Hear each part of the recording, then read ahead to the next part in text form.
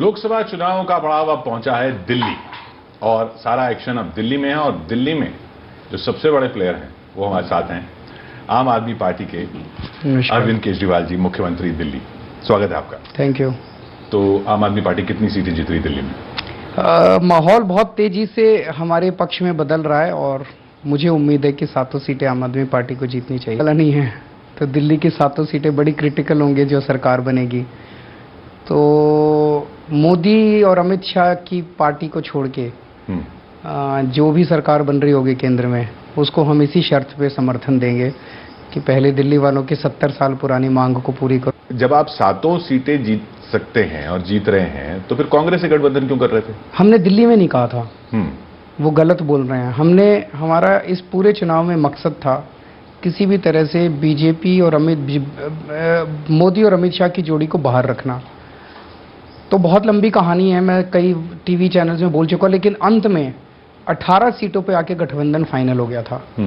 हरियाणा की 10, एक चंडीगढ़ की और 7 दिल्ली की, 18 सीटों पे सब कुछ फाइनल हो गया था। गुलाम नबी आज़ाद और संजय सिंह के बीच में अगले दिन जॉइंट प्रेस कॉन्फ्रेंस होने वाली थी, अनाउंस होने वाला था। हम बहुत खुश थे कि 18 सीटें अगर बीजेपी की कम हो जाती तो मैं तो उस दिन सोच रहा था कि प्रेस कॉन्फ्रेंस में अनाउंस करूंगा कि अब मोदी जी और अमित शाह वापस नहीं आ रहे, मतलब उस पर ठप्पा लग जाता।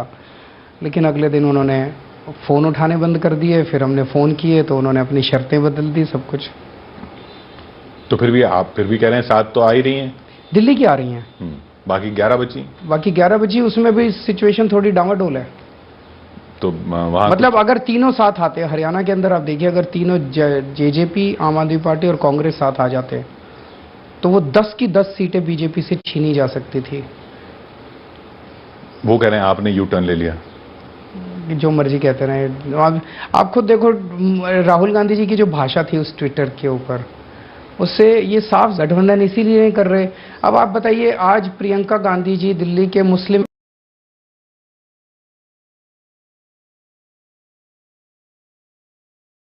देश में शक होने लगा। आपकी लड़ाई से है बीजेपी से? हमारी लड़ाई भ्रष्टाचार से है और हमारी लड़ाई मोदी और अमित शाह जिस तरह से इस देश को बर्बाद करने में लगे हुए हैं। ये पूरी चुनाव आम आदमी पार्टी के लिए केवल एक, उनकी पार्टी के अलावा जो भी केंद्र में सरकार बनेगी उसमें, अगर कांग्रेस की बन रही हो तो, अगर कांग्रेस की बन रही होगी, अगर सपोर्ट करने, उसमें हम इनसे ये मांगेंगे कि आप पूर्ण राज्य का दर्जा दीजिए। और नहीं दिया उन्होंने तो फिर कैसे सपोर्ट करेंगे? क्योंकि उनके तो मैनिफेस्टो में है नहीं, तो बदल देंगे। उनको बदलने में क्या देर है? अगर सत्ता में आना है उनको केंद्र में, तो बात दिल्ली वालों की सुननी पड़ेगी ना। दिल्ली के लोग अगर मांगेंगे तो देना पड़ेगा। अच्छा, ये 7 सीटों से आप सीलिंग कैसे रुकवा देंगे? 7 सीटों से थोड़ी सीलिंग रुक जाएगी, वो तो वैसे भी कोर्ट का मामला, ये मामला, उसमें से 7 MP क्या कर लेंगे? पहली चीज मैं व्यापारियों के लिए कहना चाहता हूं, दिल्ली नहीं, देश भर के व्यापारियों को। व्यापारियों ने, मैंने कभी इनकी सीलिंग रुकवा दो, 1 लाइन का ऑर्डिनेंस पास करना था। 1 लाइन का अगर ऑर्डिनेंस पास कर दे तो इनकी सीलिंग रुक जाती। मोदी जी नहीं माने, केंद्र सरकार नहीं मानी। आज दिल्ली के अंदर इतने लोगों, हमारे बस में उस टाइम जो कुछ था, अभी जैसे मायापुरी में अभी भी रिसेंट एग्जांपल है, सीलिंग हुई, हमारी सरकार ने बड़े बड़े वकील खड़े किए कोर्ट के अंदर और हम सीलिंग रुकवा के ले आए। मायापुरी में सीलिंग नहीं हुई, बच गई। अगर हमारी पॉलिटिकल पावर आती है, केंद्र के अंदर हमारे 7 MP आते हैं, तो हमारी पॉलिटिकल मजबूती बनती है केंद्र के अंदर। फिर 100 ऑप्शंस खुल जाते हैं इनसे सीलिंग रुकवाने के, सीलिंग परमानेंटली रुकवाने के, सीलिंग टेम्पररी रुकवाने, बहुत सारे ऑप्शंस खुल जाते हैं। तो मैं व्यापारियों को कहना चाहता हूं, अभी तक आपने मोदी जी का साथ दिया, आपको क्या मिला? अब केजरीवाल के साथ आ जाओ और फिर देखो केजरीवाल आखिरी सांस तक आप लोगों का साथ निभाएगा। व्यापारी आपके साथ नहीं है? हमारे साथ हैं। व्यापारियों का एक छोटा सा तबका है, उनसे अगर आप बात करो तो उनसे पूछो भाई क्या चल रहा है, तो यार मोदी ने तो बिल्कुल बेड़ा गर्क कर दिया, दुकानें बंद करा दी, धंधे बंद करा दिए, पेट पे लात मार दी। वोट किसको दोगे? वोट तो मोदी जी को ही देंगे। क्यों दोगे? वो राष्ट्रवाद। तो मैं उनको कहना चाहता हूँ ये फर्जी राष्ट्रवाद है, मोदी जी का फर्जी राष्ट्रवाद है। मोदी जी का राष्ट्रवाद एक धोखा है। ये मीडिया को मोदी जी ने कब्जा कर रखा है, एक माया जाल बना रखा है। उस माया जाल में लोगों को एक अलग ही किस्म की दुनिया दिखाई देती है। तो इससे बाहर निकलो, सही असलियत देखो। व्यापारी बहुत पढ़े लिखे लोग हैं, समझदार लोग हैं, इससे बाहर निकल के इस फर्जी राष्ट्रवाद को देखो। और देश, केजरीवाल सच्चा देशभक्त है, हम देश के लिए अपनी जान दे सकते हैं, सच्ची देशभक्ति के साथ आओ। मैं आप लोग व्यापारियों से पूछना चाहता हूं, एक चीज बताओ, जिस देश का व्यापार गड्ढे में चला जाएगा, जिस देश की फैक्ट्रियां गड्ढे में चली जाएंगी, जिस देश की फैक्ट्रियों पे सीलिंग लग जाएगी, जिस देश की दुकानें बंद हो जाएंगी, वो कैसा राष्ट्रवाद है? वो देश कैसे आगे बढ़ सकता है? राहुल गांधी भी तो यही कह रहे हैं। वो देश कभी आगे बढ़ ही नहीं सकता। मैं कह रहा हूं राहुल गांधी भी तो यही कह रहे हैं, वो देश भर में अगर बीजेपी से लड़ रहे हैं तो इस लड़ाई में, लोकसभा की लड़ाई में आप उनका साथ दे देते।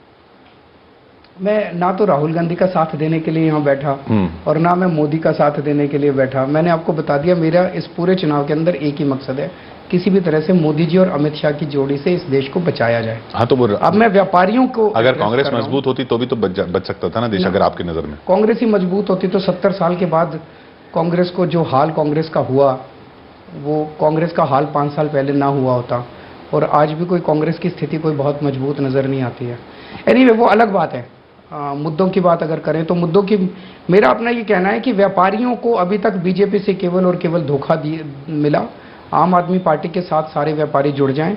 बहुत बड़ा तबका आम आदमी पार्टी के साथ व्यापारियों का आ चुका है, लेकिन जो थोड़े बहुत व्यापारियों के अंदर गलत फहमी है, वो गलत फहमी दूर करके अब बीजेपी का साथ छोड़िए, आम आदमी पार्टी के साथ आइए और फिर देखिए किस तरह से आम आदमी पार्टी आपके व्यापार और आपके साथ मजबूती के साथ खड़ी होती है।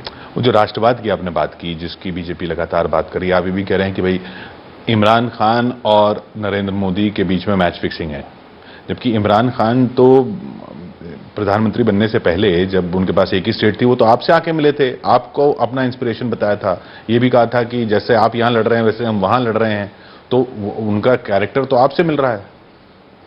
पर इमरान खान तो कहते हैं मोदी जी को दोबारा प्रधानमंत्री बनाओ, वो ये नहीं कहते केजरीवाल को प्रधानमंत्री बनाओ, वो कहते हैं मोदी जी को दोबारा प्रधानमंत्री बनाओ। तो मैं ये समझना चाह रहा था, मोदी जी पूरे देश में घूम घूम के कह रहे हैं आतंकवादियों के घर में घुस के मारा, आतंकवादियों के घर में घुस के मारा, और आतंकवादी कह रहे हैं कि मोदी जी को दोबारा प्रधानमंत्री बनाओ। तो अब आपकी बातचीत नहीं होती इमरान खान से? भाई आपसे तो मिले, अच्छी खासी बातचीत थी। कभी बात नहीं हुई, एक ही बार आए थे वो आए थे आपसे मिलने। तो ये चल क्या रहा है मोदी जी और पाकिस्तान के बीच में? आप सोचो, पाकिस्तान, इमरान खान ने पुलवामा में चुनाव के 2 महीने पहले पुलवामा में हमारे 40 जवानों को शहीद कर दिया। हमारी सेना ने बालाकोट में पहुंच के उनके 300 आदमी मार दिए। दोनों देशों में युद्ध जैसी परिस्थिति बनी हुई है, और इमरान खान कह रहे हैं कि मोदी जी को दोबारा प्रधानमंत्री बनाओ। इमरान खान इतनी डेस्परेट क्यों है मोदी जी को दोबारा प्रधानमंत्री बनाने के लिए? 70 साल के भारत के इतिहास में किसी पाकिस्तानी प्रधानमंत्री ने आज तक ये बयान दिया चुनाव के टाइम में, जब भारत का चुनाव हो रहा है, कि फलाने फलाने को प्रधानमंत्री बनाओ? एक भी वाक्य। लेकिन एक मिनट, मेरे को बात पूरी कर लेना, बड़ी सेंसिटिव चीज है ये। तो वो इमरान खान मोदी जी को प्रधानमंत्री बनाने के लिए इतने लालायित क्यों है? और इमरान खान ने चुनाव के 2 महीने पहले ही पुलवामा में आतंकवादी भेज के हमला क्यों करवाया? आप कह रहे हैं पूरी सेटिंग है? मैं नहीं कह रहा, मैं तो आपको फैक्ट्स रख रहा हूं, अब जनता समझ ले जो समझना है। 2 जनवरी 2016 को पठानकोट के अंदर पाकिस्तान ने आतंकवादी भेज के हमारा पूरा एयरफोर्स स्टेशन तहस नहस कर दिया, सुइसाइड बॉम्बर्स भेज के। उस पूरी वारदात की जांच हुई, और जांच पता है किसने कराई?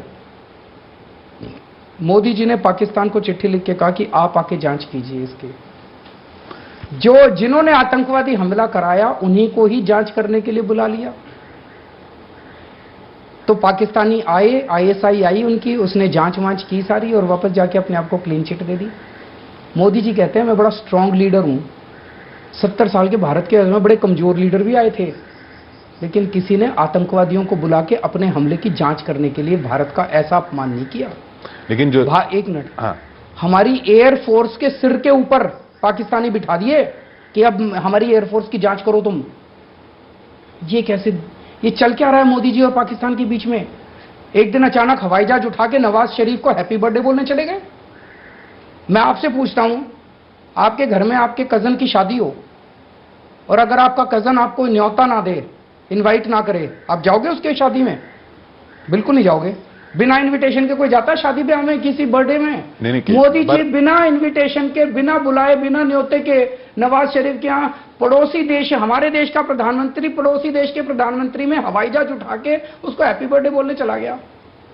ये चल क्या रहा है मोदी जी के और पाकिस्तान के बीच में? पूरी सेटिंग है।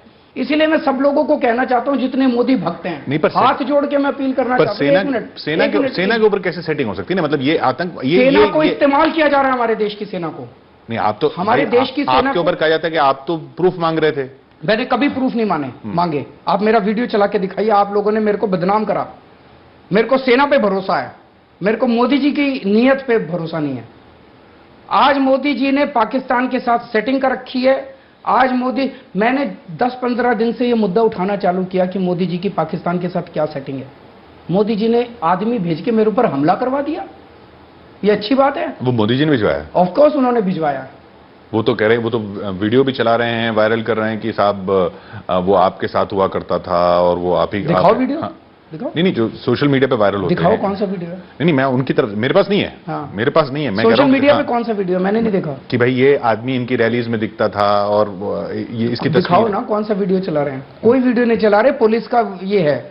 पुलिस केवल अब बेचारी पुलिस क्या करेगी? दिल्ली पुलिस, जब इस देश की इलेक्शन कमीशन का कुछ नहीं बचा, इस देश की आरबीआई का, आप कह रहे हैं कि पुलिस के थ्रू प्लांटेड है वो? ऑब्वियसली ये जो सारी कहानी मेरे ऊपर हमला होने के पहले उसकी स्क्रिप्ट लिखी जा चुकी थी बीजेपी हेडक्वार्टर में कि हमला होगा, फिर उसके बाद पुलिस से बयान दिलाएंगे, फिर ये करेंगे, फिर वो सारी स्क्रिप्ट है। पर एक बात बताइए मुझे, ये इस तरह की मैं देश के लोगों से ये पूछना चाहता हूं, जो आदमी दिल्ली की, देश की राजधानी के चुने हुए मुख्यमंत्री के ऊपर हमला करवाए, वो राष्ट्रवादी कैसे हो सकता है? ये तो अच्छा, एक चीज बताइए, मेरी बात सुनिए। अभी थोड़े दिन पहले इन्होंने बोला ममता बनर्जी के 40 एमएलए तोड़ के मैं सरकार गिरा दूंगा। बोला कि नहीं बोला? कि उन्होंने बोला कि संपर्क में है। बात एक ही होती है। आपके भी संपर्क, आपके भी मैंने तो आज तक कभी नहीं कहा उनके एमएलए हमारे संपर्क में है। हम तो संपर्क करते ही नहीं दूसरों के एमएलए से। हम क्या करेंगे संपर्क करके? हमारे पास पैसे ही नहीं है देने को। उनके पास तो पैसे हैं, राफेल के खूब पैसे कमा रखे हैं उन्होंने। तो प्रधानमंत्री जी कह रहे हैं कि ममता बनर्जी के 40 एमएलए मेरे संपर्क में हैं और 23 मई के बाद मैं ममता की सरकार गिरा दूंगा। ये राष्ट्रवाद है भाई? एमएलए अगर कहां का राष्ट्रवाद? आपके जो एमएलए गए उनके पास, वो तो कह रहे हैं कि हम आपसे तंग थे इसलिए चले गए। हाँ, मतलब मोदी जी ज्यादा जनतांत्रिक नजर आते हैं उनको। अरे उनको नजर, कमाल करते हैं किशोर जी। नहीं, मतलब वो बोल रहे हैं, पीसी में वो लोग बोल रहे हैं आप ही के एमएलए थे, आप ही के साथी थे, बोल रहे हैं ना। हाँ, तो भाई बेवकूफ थोड़ी है सारी दुनिया यार।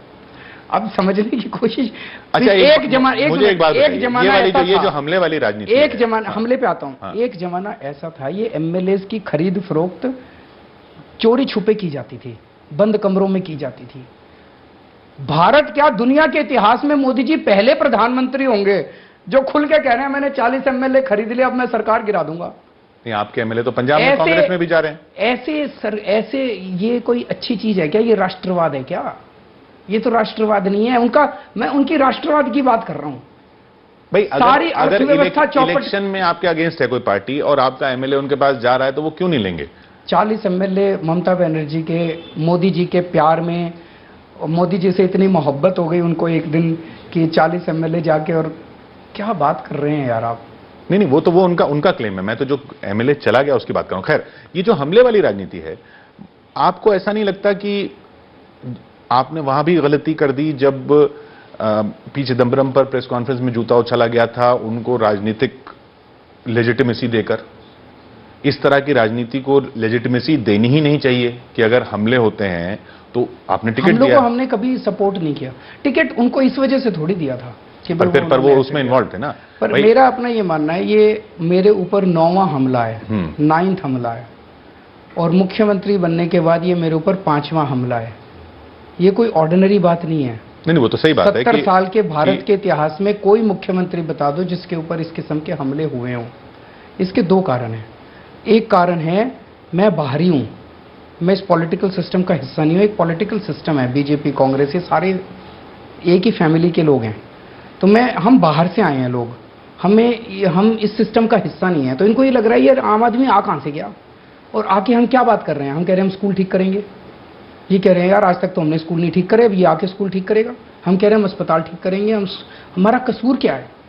हम स्कूल ठीक कर रहे हैं, अस्पताल ठीक कर रहे हैं, सड़कें ठीक कर रहे हैं, बिजली ठीक कर रहे हैं, पानी ठीक कर रहे हैं, 24 घंटे बिजली दे रहे हैं, बिजली सस्ती कर रहे हैं, लोगों की सड़कें। एक मिनट, अब आप उनकी तरह ही बात करें ना, पॉलिटिशियंस की तरह बात करें कि हम गठबंधन कर लेंगे, ये कर लेंगे, वो तो वो लोग करते रहे, फिर आपकी पार्टी की जरूरत क्या थी? मैं उल्टा होकर आपसे सवाल पूछ रहा हूं कि भाई आप अगर गठबंधन करने वाली पॉलिटिक्स करेंगे, वो तो ये लोग भी पहले ही कर रहे थे। अब आप कह रहे हैं कि हम तो एजुकेशन के लिए आए हैं, हेल्थ के लिए आए हैं, इसके लिए आए हैं, यही उम्मीद थी दिल्ली के लोगों को, लेकिन आप फिर वही गठबंधन वाली पॉलिटिक्स कर रहे हैं। फिर आप जिस कांग्रेस के खिलाफ लड़के आए उसी के साथ गठबंधन करने को रेडी हो गए, फिर इनके खिलाफ लड़ने को रेडी हो गए। तो ऐसी तो पार्टियां पहले भी बहुत थी। तो आपको पहले वाले क्वेश्चन का जवाब दूं कि अब वाले का दूं कि तीसरे वाले का? आप क्योंकि आप उस बात पे चले गए थे इसलिए मैं कह रहा हूं। पहले वाले का दे देता हूं। चलिए बोलिए। फिर दूसरे वाले का आप लिख लो। हाँ ठीक है बोलिए आप। ठीक है, तो पहले वाले का आपने क्वेश्चन किया था कि हमले क्यों हो रहे हैं। हमले इसलिए हो रहे हैं, हमारा कसूर क्या है? आज हमने दिल्ली के अंदर लोगों के लिए स्कूल अच्छे कर दिए, अस्पताल अच्छे कर दिए, बिजली सस्ती कर दी, बिजली 24 घंटे कर दी, सड़कें बना दी। 70 साल में बीजेपी और कांग्रेस दोनों की सरकारों ने ये नहीं किया। आज 15 साल शिवराज सिंह चौहान की मध्य प्रदेश में सरकार रही। अब लोग पूछ रहे हैं ना भाई, जब केजरीवाल 4 साल में कर सकता है तो 15 साल में तुमने नहीं किया। 25 साल से गुजरात के अंदर बीजेपी की सरकार है, तो लोग पूछ रहे हैं कि जब 4 साल में केजरीवाल कर सकता है तो तुमने नहीं किया। तो ये कह रहे हैं केजरीवाल को हटाओ, इसको बीच में से हटाओ। ये जो बार बार जो हमले हो रहे हैं और हर हमले के बाद कहा जाता है ये आम आदमी पार्टी का था, केजरीवाल से नाराज था, हर हमले के बाद ये ट्रेंड है। मैं ये कहना चाहता हूं कि मान लो आम आदमी पार्टी का था, मान लो केजरीवाल से ना, इसका मतलब सीएम पे हमला कर देगा। अगर ये नॉर्मल है तो फिर तो मोदी जी को हमला करने वाले की पता नहीं कितनी लंबी लाइन लग जाएगी। बीजेपी में पता नहीं कितने बैठे हैं जो मोदी जी पे हमला करना चाहते हैं।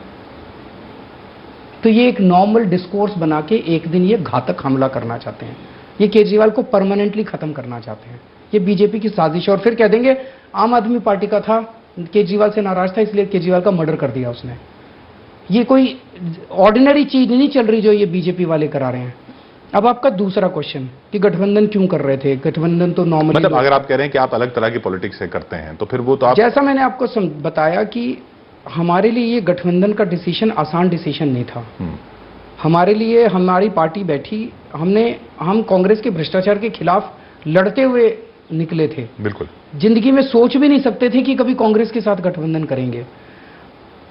लेकिन मोदी जी और अमित शाह जी की जोड़ी को इस टाइम हराने के लिए, देश के लिए ये गठबंधन जरूरी हो गया था कि अगर 18 सीटों के ऊपर ये गठबंधन हो जाता और 18 सीटों पे बीजेपी को हराया जाता तो हमारे कार्यकर्ता भी इस बात से नाराज थे कि हम गठबंधन क्यों कर रहे हैं। उनको सबको समझाया कि ये एक बार का है, केवल इस चुनाव के लिए और केवल इसलिए है कि मोदी जी और अमित शाह को अलग रखना है, और सब समझ गए। तो इसलिए केवल इस चुनाव के लिए गठबंधन का वो जरूरी था, अदरवाइज हमारा कोई इंटरेस्ट। पर ये भी तो हकीकत है ना कि ये जो सरकार आई उसमें जब यूपीए कमजोर हुई, वो जो आपका आंदोलन था उसका बड़ा रोल था। तो कहीं ना कहीं एक और उस टाइम ये नारा भी था कि दिल्ली में केजरीवाल, केंद्र में मोदी। वो जनता कह रही थी। हाँ, जनता कह रही थी। मेरा ये कहना है, अगर उस टाइम अन्ना आंदोलन में पता होता ना कि इसके बाद मोदी जी आ जाएंगे, कभी अन्ना आंदोलन दोबारा नहीं करते। वो मतलब वो नहीं करते अगर ये पता होता मोदी और अमित शाह की जोड़ी देश में आ जाए। अंदाजा नहीं था आपको? बिल्कुल भी है, आपको अंदाजा नहीं था कि ये होने वाला है? या दूर दूर तक आपको भी अंदाजा नहीं था? किसको अंदाजा था कि अन्ना आंदोलन होएगा, कांग्रेस का भ्रष्टाचार उठाएंगे और उसके बाद अचानक एक आदमी आके उसका फायदा उठा लेगा? अफसोस नहीं होता इस बात का? अफसोस कभी नहीं, मतलब वो तो हमने उस टाइम, हमेशा हमारे सामने देश रहा है। उस वक्त देश के लिए क्या जरूरी है हमने वो किया। उस वक्त यूपीए ने इतना भ्रष्टाचार कर दिया था, 2G 3G 4G जीजा जी फलाना ढिमका कोयला, इतना भ्रष्टाचार कर दिया था, लोग नफरत करने लगे थे यूपीए से। उस वक्त की डिमांड थी कांग्रेस के भ्रष्टाचार के खिलाफ लड़ने की। हम लड़े और हम पूरी हिम्मत के साथ लड़े। बड़े बड़े लोगों के खिलाफ मैंने आवाज उठाई है, इस देश के बड़े बड़े उद्योगपतियों के खिलाफ। उस वक्त जब रॉबर्ट वाड्रा का नाम लेने में बड़े बड़े पत्रकारों को पसीने छूटते थे, हमने रॉबर्ट वाड्रा का भ्रष्टाचार उजागर किया था। आज जरूरत है मोदी और अमित शाह के खिलाफ लड़ने की, उसमें भी हम लड़ रहे हैं मोदी और अमित शाह के खिलाफ। शीला दीक्षित का आपने इतना नाम लिया है कि ये है, उनको ये कर देंगे, उनका इतना भ्रष्टाचार है, कुछ नहीं हुआ। आखिर में आप उन्हीं के, देखिए मैं एक आम आदमी वोट जो दिल्ली का है वो कहता है भाई ये आदमी शीला दीक्षित का नाम ले लेके कहते थे इन्होंने ये कर दिया, हम ये कर देंगे, हमारे पास पूरी चार्जशीट है या जो भी है इल्जाम है, और आज वो तो कुछ हुआ नहीं, बल्कि उन्हीं शीला दीक्षित के साथ आप गठबंधन को राजी हो गए। तो क्या शीला दीक्षित सही थी या आपके इल्जाम गलत थे या प्रोसेस पूरा नहीं कर पाए? वो भी सही था, ये भी सही है। कैसे? वो सही था जैसे हमारी पहली बार 49 दिन में सरकार बनी, उस टाइम दिल्ली की एंटी करप्शन ब्रांच मेरे पास थी। ठीक है। 4 FIR दर्ज कराई थी शीला दीक्षित के खिलाफ। ठीक है। जैसे ही दोबारा सरकार बनी, मोदी जी ने पैरामिलिट्री फोर्सेस भेज के हमारी एंटी करप्शन ब्रांच पे कब्जा कर लिया। चलिए मान ली बात। भारत के इतिहास में कभी नहीं हुआ कि केंद्र सरकार अपनी फोर्सेस भेज के राज्य सरकार की बिल्डिंगों पे कब्जे कर ले। हम कोई पाकिस्तान है? दिल्ली वाले पाकिस्तानी हैं? तो तब से एंटी करप्शन ब्रांच, तो वो एंटी करप्शन जो 4 FIR थी जो शीला के खिलाफ, वो आज मोदी जी के पास है। मोदी जी से पूछिए उनकी शीला से क्या प्रेम है, वो क्यों नहीं कर रहे। पर उन्हीं शीला के साथ आप क्यों आज गठबंधन कर रहे थे? कांग्रेस के साथ गठबंधन 18 सीटों पे है। था मतलब हरियाणा, चंडीगढ़ होना था। वो मोदी जी और अमित शाह को अलग रखने के लिए था। सिर्फ इसलिए इसके लिए मतलब आप कह रहे हैं कि ये इतना बड़ा खतरा है इनकी सरकार का दोबारा आना कि कांग्रेस के गठबंधन से, कांग्रेस के भ्रष्टाचार से आप समझौता करने को तैयार हैं? समझौता कौन कर रहा है? हमने कभी ये नहीं कहा कि इनके भ्रष्टाचार छोड़ दो, ये मत कर दो, वो कर दो। हम तो कह रहे हैं एक बार साथ आ जाओ, ताकि इन दो। हिटलर के टाइम पे एक वक्त ऐसा था जब कहा जाता अगर सारी ऑपोजिशन पार्टी साथ आ जाती हिटलर को हराया जा सकता था। आज इतिहास इस बात का गवाह है कि ऑपोजिशन पार्टीज ने उन्होंने ठीक नहीं किया। अगर अब ये दोबारा आ जाते हैं तो ये एक वो तो लगेगा ना कि यार गठबंधन हो जाता तो इतनी सीटों पे उनको हराया जा सकता था। ये सब इतिहास लिखा जा रहा है। ये 2019 का चुनाव कोई दिल्ली के ऑटो में लिखा रहता था बेईमान ईमानदार, शीला दीक्षित पे क्रॉस लगा रहता था और आपके ऊपर ईमानदार लिखा रहता था। ये सारी चीजें सही हैं। ये आज भी सही हैं, उस वक्त भी सही थी। आज की सच्चाई मोदी और अमित शाह है, उस वक्त की सच्चाई कांग्रेस का भ्रष्टाचार था। लेकिन ये बेईमान ईमानदार वाली ये जो भाषा वाली राजनीति है, आपने अपने मुख से ना बोला हो, लेकिन वो राजनीति देखिए ना कहां तक चल के आ गई है। अब दुर्योधन और पता नहीं क्या क्या हो रहा है, राजीव गांधी का नाम लिया जा रहा है। ये राजनीति यहां तक आनी चाहिए थी? मैं तो हमेशा ही कह रहा हूं कि ये दोनों पार्टियों की राजनीति गाली गलौज की राजनीति रही है। मैं आप थे ना, मतलब आपके यहाँ भी तो यही गालियां ही तो दी जा रही थी, मतलब बेईमान ईमानदार, ये चोर है, बेईमान ईमानदार तो गालियां नहीं होती। मतलब चलिए ठीक है, अब गालियों का लेवल दूसरा हो गया है, मतलब और गिर गया है। हाँ। लेकिन ये नेम कॉलिंग तो है ही नहीं, ये सब नहीं, नेम कॉलिंग नहीं है। जो सबूत थे उसके बेसिस पे बात कर रहे थे। आज आप मेरे को मोदी जी से थोड़ी बात करके मेरे को एंटी करप्शन ब्रांच वापस दिला दो, 1 महीने के अंदर देख लो क्या नतीजे आते हैं। तो फिर हमने 49 दिन के अंदर दिल्ली में भ्रष्टाचार कम नहीं किया था, दिल्ली से भ्रष्टाचार खत्म कर दिया था। मोदी जी को इसी बात की चिंता थी। मोदी जी ने जैसे ही हमारी दोबारा सरकार बनी, सबसे पहला काम किया, हमारी एंटी करप्शन ब्रांच छीन ली। तो आप कह रहे हैं कि वो वापस आ जाए तो फिर आप शीला को अंदर कर देंगे? आप मतलब शीला XYZ को इंपॉर्टेंट नहीं है। आप एक ही आदमी को पकड़ के बैठ नहीं, मैं इसलिए क्योंकि मेरी मैं कांग्रेस दुश्मनी नहीं है। हाँ चलिए, एक आदमी मेरी दुश्मनी भ्रष्टाचार से है। दिल्ली के लोगों से आप बात करके देखिए, वो 49 दिन को याद करते हैं। दिल्ली के चौराहे के ऊपर ट्रैफिक पुलिस वालों ने पैसे लेने बंद कर दिए थे। आपको याद है मैंने कहा था फोन के ऊपर रिकॉर्डिंग कर लेना, कोई पैसे दे तो मना मत करना। लोगों के अंदर इतनी एम्पावरमेंट आ गई थी, कोई पैसे मांगता था कहते तो फोन निकालूं, केजरीवाल को बुलाऊं। लोगों के अंदर ताकत आ गई थी, एम्पावरमेंट आ गई थी। वो असली शक्ति थी, वो असली राष्ट्रवाद है। आज दिल्ली के अंदर जो हम काम कर रहे हैं वो असली राष्ट्रवाद है। राजीव गांधी का नाम लेना, इस पर आपका क्या रिएक्शन है? राजीव गांधी के जिस तरह से बोला गया, भ्रष्टाचारी नंबर 1 बोला गया, कांग्रेस रिएक्ट कर रही है, ऑपोजिशन की बाकी पार्टीज रिएक्ट कर रही हैं, आपका कोई रिएक्शन नहीं आया? मैं ये समझ नहीं पा रहा। राहुल गांधी जी बार बार कह रहे हैं कि उस पर जो राहुल गांधी जी का रिएक्शन आया, मुझे तो वो थोड़ा अजीब लगा। राहुल गांधी जी ने कहा कि कोई बात नहीं, मैं मोदी जी से प्यार करता हूं, मैं मोदी जी से नफरत नहीं करता। मैं कहना चाहता हूं, मैं तो मोदी जी से नफरत करता हूं, सीधी से। राहुल गांधी जी प्यार करते होंगे, मैं नहीं प्यार करता। जो आदमी इस देश के साथ गद्दारी करेगा, केजरीवाल कभी उसके साथ प्यार नहीं कर सकता। ये प्यार की राजनीति चलने वाली नहीं है ना, गलत है। गले मिलने की राजनीति गलत है, बिल्कुल गलत है। क्या करना चाहिए? हराना चाहिए, ऐसी ताकतों को हराना चाहिए लोकतांत्रिक, और इसके साथ लोकतांत्रिक तरीके से। बिल्कुल लोकतांत्रिक तरीके से ही हरा रहे हैं। लेकिन ये चीज समझ नहीं आ रही कि गले मिल रहे हैं, कह रहे हैं हम प्यार करते हैं। वो कह रहे हैं नफरत कहां तक लेकर जाएंगे, किस हद तक लेकर जाएंगे? नफरत मतलब क्या? मतलब मैं ये समझ नहीं पा रहा कि आप कहते हो मैं उनसे प्यार करता हूं, मैं उनसे नफरत नहीं करता, लेकिन तो ये मैं कुछ समझ, मैं तो ऐसे आदमी से प्यार नहीं कर सकता जो पाकिस्तान के साथ हाथ मिला ले, जो देश के जनतंत्र के सारे जितने इंस्टीट्यूशंस हैं उनको कमजोर करे, जो हमारे देश की संविधान के साथ खिलवाड़ करे, जो मॉब लिंचिंग करे, जो पूरे देश के अंदर एक नफरत का माहौल पैदा करे, जो जात के नाम पे लोगों में दंगे करवाए, जो धर्म के नाम पे लोगों में दंगे करवाए। ऐसा आदमी प्यार के लायक नहीं हो सकता कभी भी। वो कह रहे हैं राजीव गांधी ने मॉब लिंचिंग करवाई थी। कौन कह रहे हैं? बीजेपी वाले भी कह रहे हैं कि तो उनको, जो बीजेपी वाले तो उलट सुलट कुछ भी बोलते रहते हैं। अच्छा, आखिर में सिर्फ यस और नो के सवाल ले लेते हैं कुछ।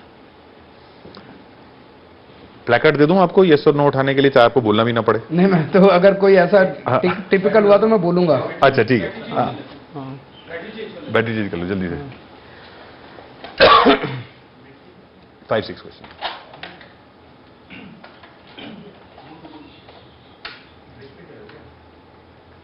ठीक है, हाँ ओके। पहला सवाल, ममता बनर्जी देश की प्रधानमंत्री बन सकती हैं? बननी चाहिए? नितिन गडकरी को प्रधानमंत्री का चेहरा बनाया जाए तो आप सपोर्ट करेंगे? ये थ्योरेटिकल क्वेश्चन है, अभी यस और नो कहने की स्थिति में नहीं है। ये थ्योरेटिकल है, वो मतलब हाइपोथेटिकल है। सवाल ही नहीं उठता कि मोदी और अमित शाह अलाउ कर देंगे। सवाल यह है कि बीजेपी सत्ता में आएगी तो मोदी और अमित शाह बनेंगे, नहीं तो नहीं आएगी। उनके अलावा कोई सवाल ही नहीं उठता, थ्योरेटिकल बात है। जो पहला क्वेश्चन था वो प्रैक्टिकल डोमेन में था। ममता जी बन सकती हैं। राहुल गांधी प्रधानमंत्री बनने चाहिए? अगर वो बन रहे होंगे तो हम दिल्ली को पूर्ण राज्य दिलाने की शर्त पे उनको सपोर्ट कर देंगे। ममता जी भी तो आपने ये शर्त नहीं लगाई? ममता जी कर देंगे, उनसे बात हो गई है। अच्छा, इनसे बात नहीं हुई है, इन्होंने अपने मैनिफेस्टो बदल दिया। ममता जी पूरा सपोर्ट करती हैं, दिल्ली को पूर्ण राज्य के लिए पूरा सपोर्ट करती हैं। शरद पवार जी? मतलब एक एक आदमी के लिए इस तरह से मैं कह नहीं सकता। मतलब आपका यह है कि भाई जो पूर्ण राज्य के लिए, जो पूर्ण राज्य के लिए मोदी और अमित शाह की जोड़ी को छोड़ के जो पूर्ण राज्य के लिए देगा उसको सपोर्ट कर देंगे। मोदी सरकार ने पुलवामा में शहीद हुए लोगों का बदला पूरा किया? क्यों? एयर स्ट्राइक तो आप भी कह रहे हैं कि ये मैं सबूत नहीं मांगता। नहीं, मैं सबूत एयर स्ट्राइक के लिए नहीं मांग रहा। मैंने जो प्रश्न रखे उनके फर्जी राष्ट्रवाद के ऊपर, मैं उसके ऊपर बोल रहा हूं। प्रशांत भूषण, योगेंद्र यादव, कुमार विश्वास जैसे नेता अगर पार्टी में वापस आना चाहे, उनका स्वागत है? क्यों स्वागत है?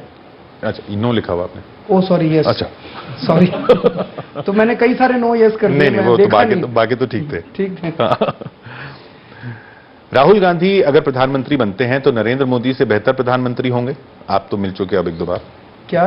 राहुल गांधी अगर प्रधानमंत्री बनते हैं तो नरेंद्र मोदी से बेहतर प्रधानमंत्री होंगे? एक बार चुनाव हो लेने दीजिए, काउंटिंग हो लेने दीजिए, जो भी बनेगा उसी टाइम आपको जवाब देंगे।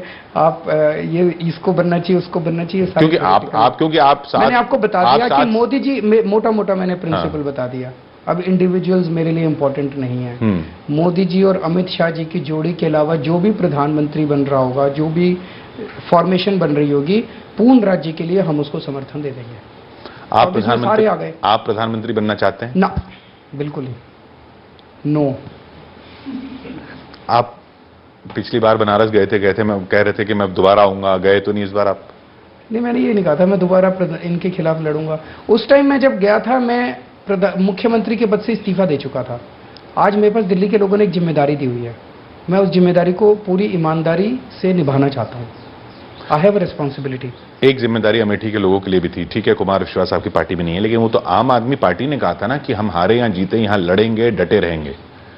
आप वहां से क्यों हटे? चलिए कुमार विश्वास चले गए, आपकी पार्टी तो रहनी चाहिए थी। अभी इस वक्त हम उत्तर प्रदेश में सपा बसपा के गठबंधन को, या जो भी लड़ रहा है, हम वहां तो वो भी नहीं लड़ रहा, वोट काट के उसको अभी नुकसान नहीं पहुंचाना चाहते। तो हरियाणा में तो नुकसान पहुंचा रहे हैं आप वोट काट के ना। हरियाणा में कहां नुकसान? अब हम वहां पे लड़ रहे हैं, जो भी हम जजपा और हमारे बीच का गठबंधन, मोदी वो कांग्रेस के वोट नहीं काट रहा। नहीं, कांग्रेस के वोट काट रहा है, इसीलिए ये मतलब हमारी कांग्रेस के वोट हम काट रहे हैं कि हमारे वोट कांग्रेस काट रही है, तो समय बताएगा। लेकिन दुर्भाग्य है कि तीनों साथ नहीं है। जन लोकपाल आज भी चुनावी मुद्दा है। लोग भ्रष्टाचार खत्म करना चाहते हैं इस देश से। भ्रष्टाचार 49 दिन में भी हमने खत्म किया था। लोकपाल नहीं था उस टाइम, बिना लोकपाल के भी किया था। पॉलिटिकल विल थी, नीयत साफ थी हम लोगों की। तो लोकपाल भी इंपॉर्टेंट है। लोकपाल एक सिस्टमिक चेंज है, अगर वो सिस्टमिक चेंज होगा तो हो सकता है। ये तो लोग आपसे उस टाइम भी कहते थे कि आप लोकपाल के लिए लड़ रहे हो, तो बिना लोकपाल के भी भ्रष्टाचार खत्म किया जा सकता है। लेकिन बिना लोकपाल के लिए जब तक हम थे, जब तक एसीबी थी, तब तक हुआ, बड़े इफेक्ट बटे। लोकपाल आ जाएगा तो सिस्टमिक है, हम रहे ना रहे, भ्रष्टाचार खत्म हो जाएगा। अंत में अरविंद जी,